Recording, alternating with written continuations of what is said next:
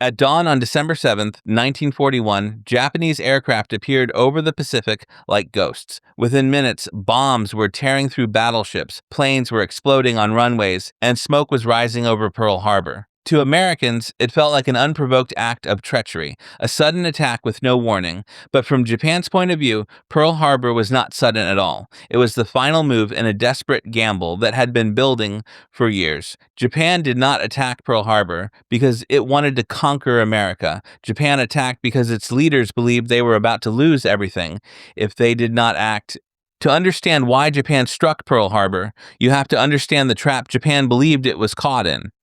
By the early 1900s, Japan had rapidly transformed itself into a modern industrial power.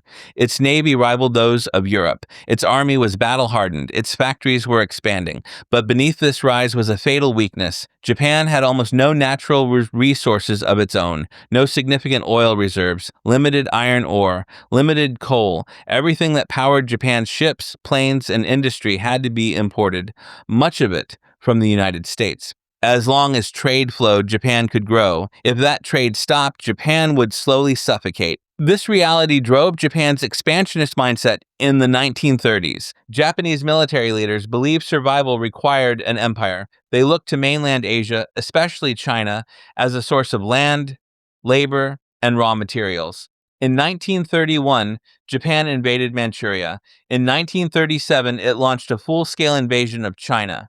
What Japanese leaders expected to be a short campaign became a grinding, brutal war that drained resources and manpower. As the war in China expanded, reports of atrocities reached the outside world. Civilian massacres, cities bombed, entire regions devastated. Public opinion in the United States began to turn sharply against Japan. At first, America avoided direct confrontation. The United States was deeply isolationist and did not want another war, but Japan kept expanding. In 1940, Japan aligned itself with Nazi Germany and Fascist Italy.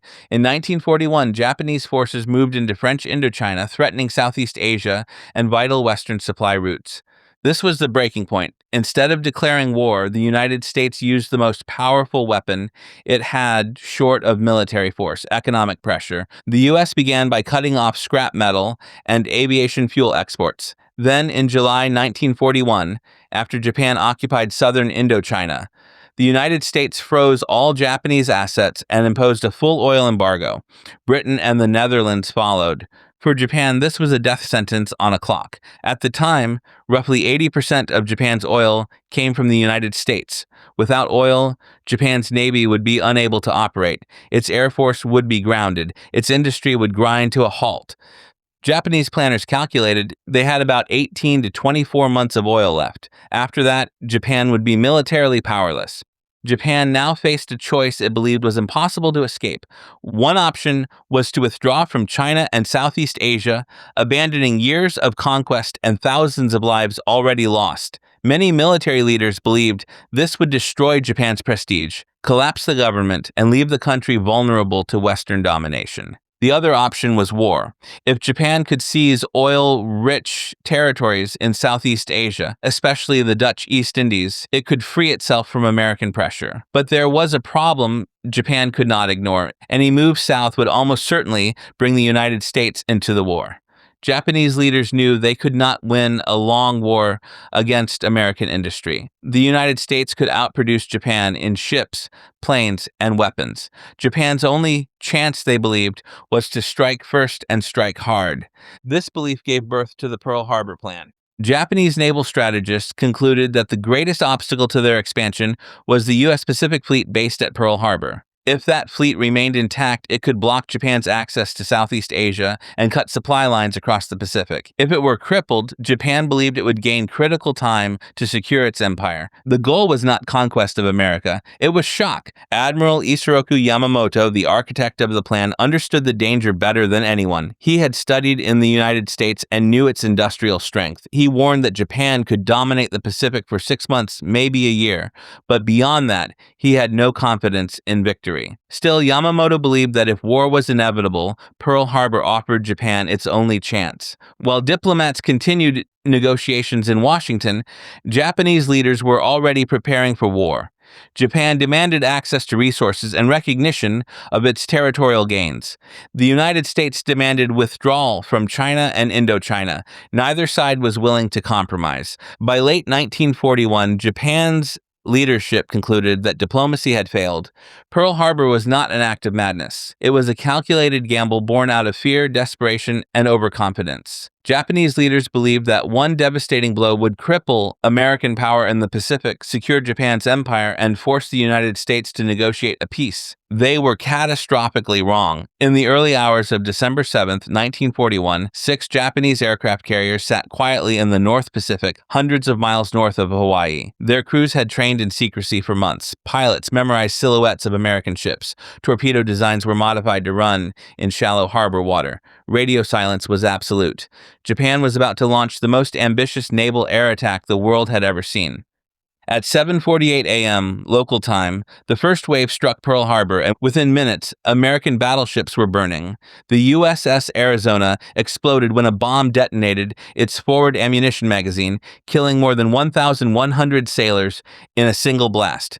The USS Oklahoma capsized. Aircraft were destroyed on the ground before they could take off. The attack unfolded with terrifying speed and precision. A second wave followed less than 2 hours later, targeting airfields, dry docks, and remaining ships. By the time the last Japanese planes pulled away, over 2,400 Americans were dead, more than 1,000 wounded, and the U.S. Pacific Fleet lay battered and smoking. From a tactical standpoint, Japan believed the attack had succeeded, but Pearl Harbor was never meant to be an end in itself. The real objective of the attack was time. Japanese leaders believed they had achieved 3 critical goals. First, they believed they had neutralized the U.S. Pacific Fleet long enough to prevent American interference. Second, they believed this window would allow Japan to rapidly seize territory across Southeast Asia. Third, and most important, they believed the shock of Pearl Harbor would break American morale and force the United States to negotiate. Immediately after Pearl Harbor, Japan launched a massive coordinated offensive across the Pacific. Within days, Japanese forces attacked the Philippines, Guam, Wake Island, Hong Kong, Malaya, and Singapore. In early 1942, Japan swept through the Dutch East Indies, capturing the oil fields it desperately needed. One victory followed another. Allied forces were overwhelmed. American and British troops surrendered in large numbers. The Japanese empire expanded faster than even its planners had expected. This rapid expansion was not random. It was the core of Japan's endgame. Japanese leadership believed that if they could build a vast defensive perimeter across the Pacific, fortified with islands, airfields, and naval bases, the United States would eventually conclude that reconquest was too costly. Japan expected America to face mounting casualties, public exhaustion, and political pressure to settle for peace. Japan did not believe the United States would fight a long war thousands of miles from home. This belief was based on a fundamental misunderstanding of American society. Instead of breaking morale, Pearl Harbor unified the United States overnight. Isolationism vanished instantly. On December 8, 1941, President Franklin D. Roosevelt addressed Congress, calling December 7th a date which will live in infamy. Congress declared war on Japan with only one dissenting vote. Days later, Germany and Italy declared war on the United States, turning a regional conflict into a global one. The industrial response was immediate and overwhelming. American factories were converted to wartime production at a scale Japan could not match. Shipyards began launching aircraft carriers, destroyers, and submarines at a staggering pace. Aircraft production skyrocketed. The very industrial strength Yamamoto had warned about came roaring to life. Japan's strategic mistake became clear within months. While Pearl Harbor damaged battleships, it missed the most important targets. American aircraft carriers were not in the harbor that morning. Fuel storage facilities, dry docks, and repair yards were left largely intact. Most damaged ships were repaired and returned to service. Pearl Harbor, instead of being a crippling blow, became a temporary setback. In June 1942, just 6 months after Pearl Harbor, Japan's gamble began to collapse. At the Battle of Midway, the United States sank 4 Japanese aircraft carriers, the core of the force that had attacked Pearl Harbor. Japan lost many of its best pilots and air crews, losses it could not replace. The balance of power in the Pacific shifted permanently. From that point forward, Japan was on the defensive. The empire Japan hoped to secure became a sprawling burden. Supply lines stretched thousands of miles. American submarines began strangling Japanese shipping. U.S. forces island hopped across the Pacific, steadily closing in. Each battle cost Japan ships, planes, and experienced personnel it could not replace. Japan's endgame had failed. The leadership that believed Pearl Harbor would force negotiation instead unleashed total war. The empire they sought to preserve was dismantled piece by piece.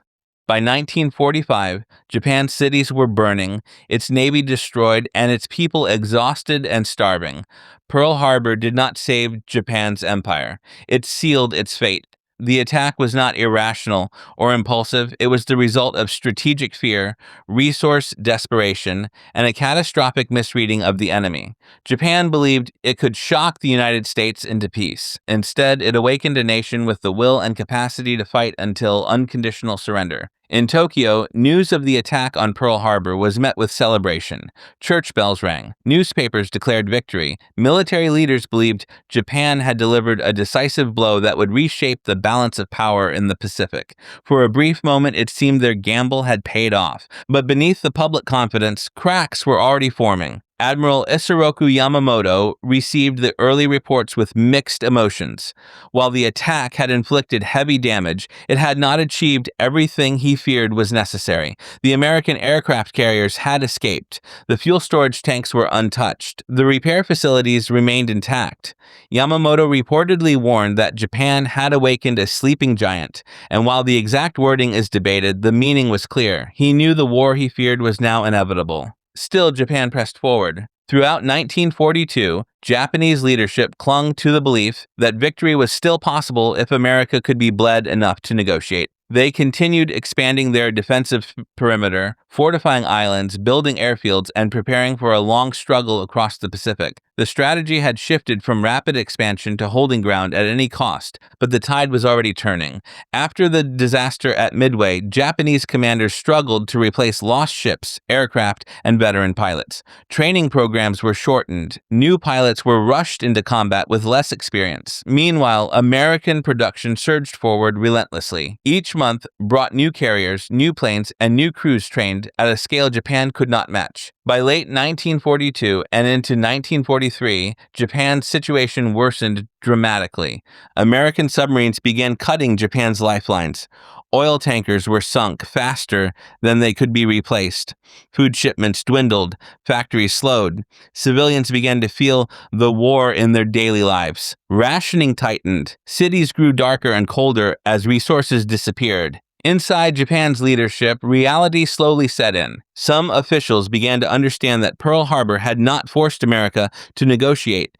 It had hardened American resolve beyond anything Japan had anticipated.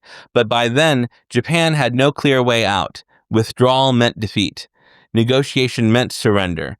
The war continued because there was no acceptable alternative. As American forces advanced island by island, the fighting grew increasingly desperate. Battles like Guadalcanal, Saipan, Iwo Jima, and Okinawa revealed how far Japan was willing to go. Soldiers were ordered not to surrender. Civilians were told Americans would torture or kill them. Entire garrisons fought to the last man.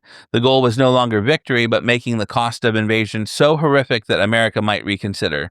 This was the final evolution of Japan's endgame. By 1944, Japanese leaders no longer believed they could win outright. Instead, they hoped to inflict such massive casualties that the United States would accept a negotiated settlement that preserved the emperor and some form of national sovereignty. This belief gave rise to kamikaze attacks, mass mobilization of civilians, and plans for a final defense of the Japanese homeland. But once again, Japan misjudged its enemy. The United States did not negotiate. It escalated. American bombing campaigns devastated Japanese cities. Industrial centers were destroyed. Millions were displaced. Starvation became widespread, yet Japan's leadership remained divided and paralyzed, unwilling to surrender unconditionally and unwilling to face internal collapse. By the summer of 1945, Japan stood on the brink of annihilation. When atomic bombs were dropped on Hiroshima and Nagasaki, they were not the beginning of Japan's defeat, but the final blow to a nation already broken by blockade, bombing, and loss. Even then, surrender was not immediate. Only after intense internal debate, And with the emperor personally intervening, did Japan finally accept defeat. On August 15th, 1945, Emperor Hirohito announced Japan's surrender. The empire that had hoped Pearl Harbor would secure was gone. Looking back, Pearl Harbor stands as one of history's most tragic miscalculations. Japanese leaders believed the attack would buy time, force negotiations, and preserve their nation's future. Instead, it unified their enemy, unleashed overwhelming industrial power, and led Japan into total destruction. Pearl Harbor was not the moment Japan won or lost the war. It was the moment Japan chose a path from which it could not turn back. The aftermath of that decision reshaped the Pacific, ended an empire, and forever changed the course of world history. Thank you for watching this story. If you enjoyed learning something new today, make sure to subscribe, like the video, and leave a comment telling us what you thought of this story.